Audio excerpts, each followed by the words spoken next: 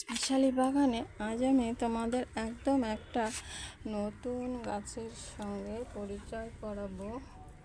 এই গাছটি কিন্তু এখনো পর্যন্ত আমার বাগানে আমি কখনোই দেখাইনি। তো এই গাছটি তোমরা দেখো, এটা হচ্ছে ব্রেড ফ্রুটের চারা হয়েছে। অনেকেই শুনেছি, আমি অনেক ভিডিও দেখেছি, লোকে এর চারা খুঁজছে। তো এই দেখো, একটা, দুটো, তিনটে, চারটে, আর এখানে আরেকটাও হয়েছে। এই যে চারটে, পাঁচটা চারা বেরিয়েছে আমার পাঁচমিশালি বাগানে। এটা হচ্ছে ব্রেড ফ্রুটের চারা।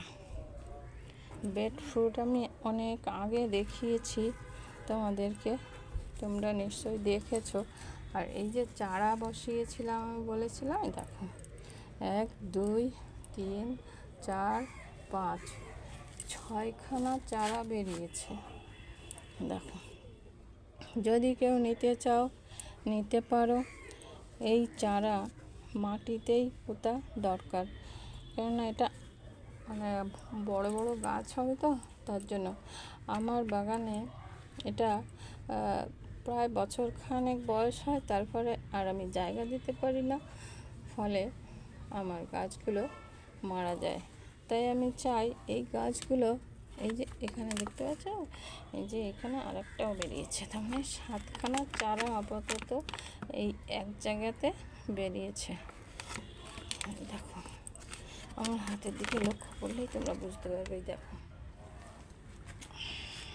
এখানেও আর একটা চারা বেরিয়েছে। যে দেখো, তো আমার কাছে দেখতে পাচ্ছ 1.5 বিঘাতের মতো হয়েছে ব্রেড ফ্রুটের চারা। যদি কেউ নিতে চাও, এর কি মূল্য আছে আমি জানি না, তবে আমার বাগানে আমি 4-5 বছর ধরে চেষ্টা করছি। যখন 1.5 হাত 2 হাত মতো হাইট হয়, তখন আমি আর বাঁচাতে পারি না। তো যদি কারোর এরকম দরকার হয়, বড় যাদের মাটি জায়গা আছে, তারা কিন্তু আমার কাছ থেকে নিতে পারো। ঠিক আছে, এটা বলে আমার ভিডিও আমি এখানে বন্ধ করছি। সবাই ভালো থাকবে, সুস্থ থাকবে, আমার ভিডিওটা সবাইকে শেয়ার করে দেবে।